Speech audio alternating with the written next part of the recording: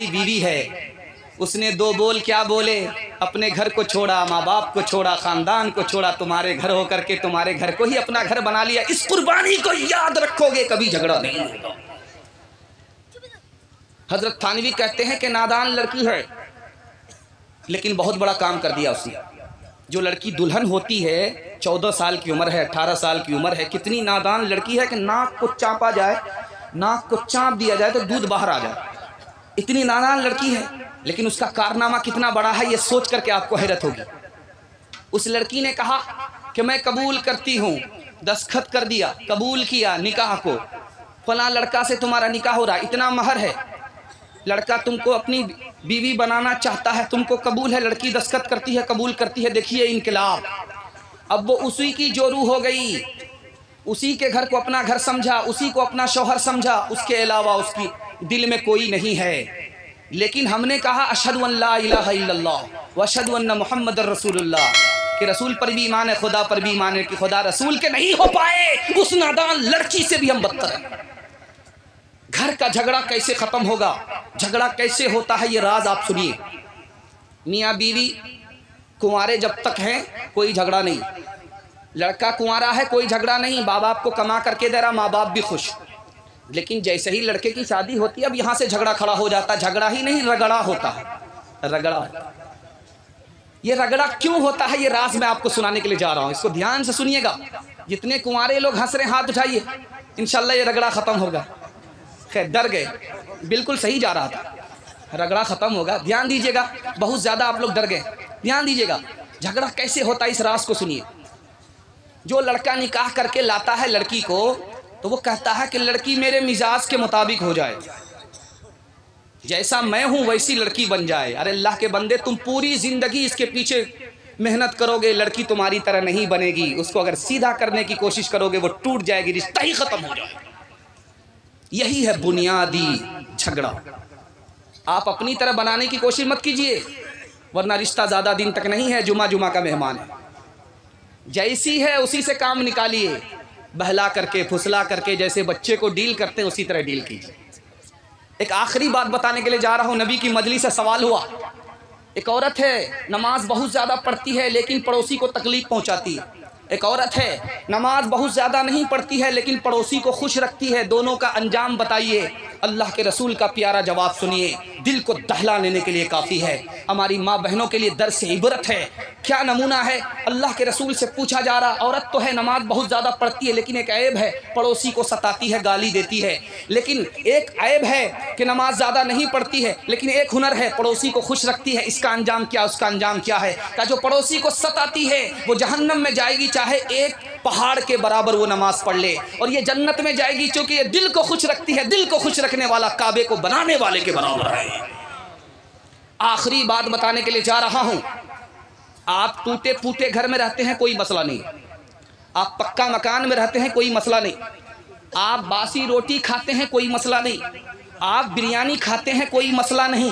مسئلہ کب کھڑا ہوتا ہے؟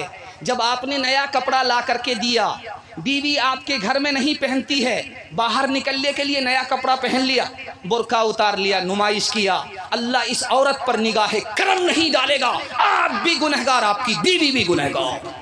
عورت نے جنم دیا مردوں کو، مردوں نے اسے بازار دیا، جب جی چاہا مسئلہ کچلا، جب جی چاہا دھتکار دیا، تلتی ہے کہیں دیناروں میں، بکتی ہے کہیں بازاروں میں، ننگی نچوائی جاتی ہے عیاشوں کے درباروں میں، عیاشوں کے درباروں میں۔ یہ وہ بے قیمت چیز ہے جو بٹ جاتی ہے عزت داروں میں۔ عورت نے جنم دیا مردوں کو، مردوں نے اسے بازار دیا۔ یہ ارریہ ضلع ہے، اس میں ایک ایس پی آیا تھا، اس ایس پی کا نام تھا لانڈے۔ وہ چوراہے پر کھڑا ہوا تھا، بیٹھا ہوا، ایک جوڑا پاس کیا، رک جا، ہیلمٹ کہاں؟ پیچھے اس کی بیوی بیٹھی ہوئی ہے، برقع ورقع نہیں ہے، مسلمان ہے۔ लिपस्टिक लगा करके फुल मेकअप के साथ दुल्हा के साथ जा रही है, पता नहीं कलकत्ता जा रही थी कि कहाँ जा रही। लांडे बैठे हुए, मिसाल के लिए, इबरत के लिए, आँख खोलने के लिए काफ़ी है जो मैं नमूना आपको देने के लिए जा रहा हूँ। एसपी साहब ने रोका, ओ लड़का उठ जा, हेलमेट कहाँ है? कहा कि हुजूर भूल गया। एक तमाचा खींच करके दिया। जिसको घर में रखना चाहिए उसको साथ में लेकर के घूम रहा, और जिसको साथ में लेकर के चलना चाहिए उसको भूलता। ये तमाचा इसलिए पड़ा था कि आइंदा तुम्हें इसके लिए सबक मिले। होटल में बैठ बैठ के खाती है नाश्ता, आंचल गिरा के सर से ये चलती है रास्ता। होटल में बैठ बैठ के खाती है नाश्ता, आंचल गिरा के सर से ये चलती है रास्ता। पर्दे की इनको कोई ज़रूरत नहीं रही, फातिमा सी अब कोई औरत नहीं रही। चप्पल है ऊंचे हील की और ऊँटनी सी चाल, होठों पे लिपस्टिक लगा के कर रही है लाल। चप्पल है ऊंचे हील की और ऊँटनी सी चाल, होठों पे लिपस्टिक लगा के कर रही है लाल।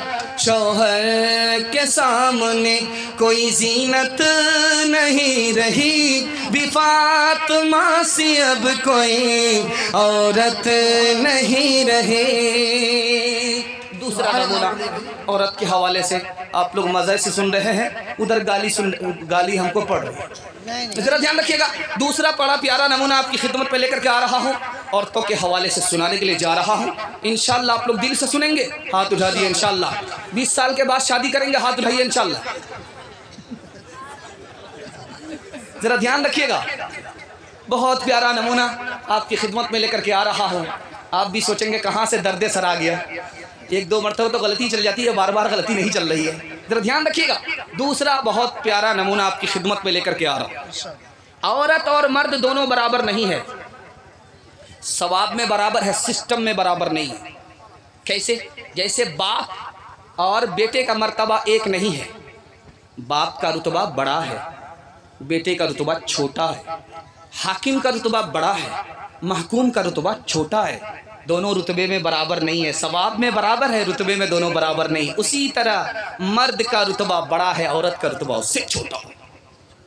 दूसरी बात को याद रखिए जो मैं आपको सुनाने के लिए जा रहा हूँ। औरत के लिए मर्द कितना बड़ा सरताज है, इसको सुन करके आपको हैरत होगी।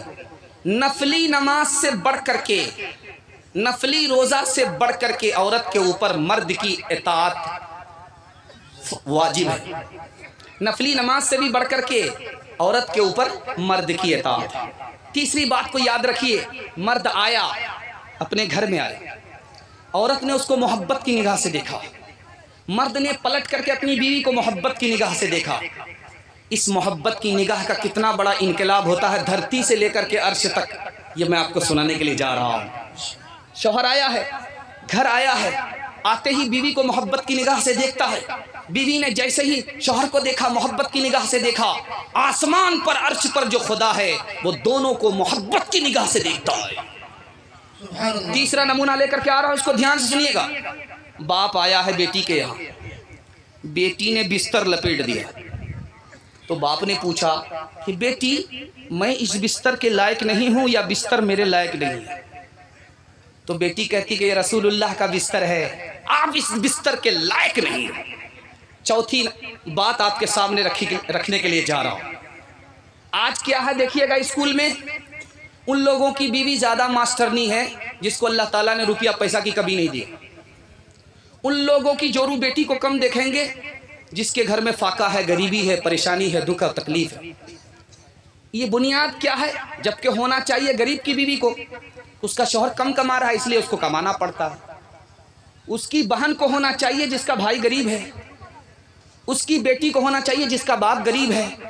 لیکن باپ غریب نہیں ہے، بھائی غریب نہیں ہے، شوہر غریب نہیں ہے، بیوی نوکری کر رہی، اس کا مطلب ہے یہ فیشن ہے، یہ ضرورت نہیں ہے۔ فیشن کی وجہ سے کیا ہوا کہ عورت کو شرم و حیا نہیں رہی، اور ماں باپ اور بیٹے گھر کے لوگوں کو بھی کوئی شرم و حیا نہیں ہے۔ اس بنیاد پر یہ نوکری کر رہی ہے۔ راز بتا رہا، اس کو بہت دھیان سے سنیے گا۔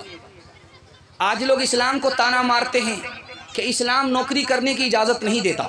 اسلام اجازت دیتا ہے، لیکن کس کو دیتا ہے؟ جس کے گھر میں پریشانی ہے۔ شوہر کماتا ہے اور خرچہ پورا نہیں ہوتا، بھائی کماتا ہے خرچہ پورا نہیں ہوتا، اس عورت کو اجازت دیتا، مجبوری میں اجازت دیتا ہے، ورنہ عورت گھر کی رانی ہے، رانی گھر کے اندر ہوتی ہے، بازار میں نوکرانی نہیں ہوتی۔ آج کیا کہا جاتا ہے کہ ہوٹل میں لڑکی کام کر رہی ہے، 2 پیسہ کما کر کے لاتی ہے تو شوہر بھی خوش ہوتا ہے، ماں باپ بھی خوش ہوتے ہیں، لیکن وہی عورت گھر میں بیٹھ کر کے بچے کو کھانا کھلا رہی ہے، ایک ایک لقمے پر اللہ صدقے کا ثواب دے رہا ہے۔ ادھر دھیان نہیں گیا، اس کو جیل سمجھا، مصیبت سمجھا، اس کو آزادی سمجھا۔ دنیا نے دھوکہ دے دیا، گھر کے لوگ بھی دھوکہ کھا گئے، عورت بھی دھوکہ کھا گئی۔ پبلک میں کیا ضرور ہے، جا کر تنی رہو، تقلید مغربی پہ بس کیوں ٹھنی رہو۔ پبلک میں کیا ضرور ہے، جا کر تنی رہو، تقلید مغربی پہ بس کیوں ٹھنی رہو۔ داتا نے دھن دیا ہے تو دل سے غنی رہو، پڑھ لکھ کے اپنے گھر میں ہی دیوی بنی رہو۔ تعلیم تعلیم ہر چند ہو ضروری، ہر چند ہو علوم ضروری کی عالمہ، شوہر کی ہو مرید تو بچے کی خادمہ۔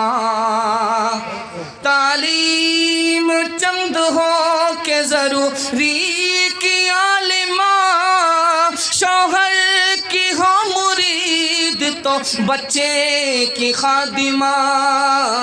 تعلیم خوب ہو تو نہ آئے گی دام میں، خالق سے لو لگائے گی یہ اپنے کام میں۔